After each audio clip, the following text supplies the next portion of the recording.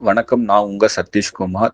50 days challenge ஆரம்பிச்சு, இன்னைக்கு 16 நாள் ஆகுது. இந்த 16 நாள் ரொம்ப சூப்பரா போயிட்டு இருக்கு. இந்த 16 நாள்ல நான் என்ன கத்துட்டேன்னா, என்னோட உடம்பு என் மைண்ட் சொல்றத கேக்குது.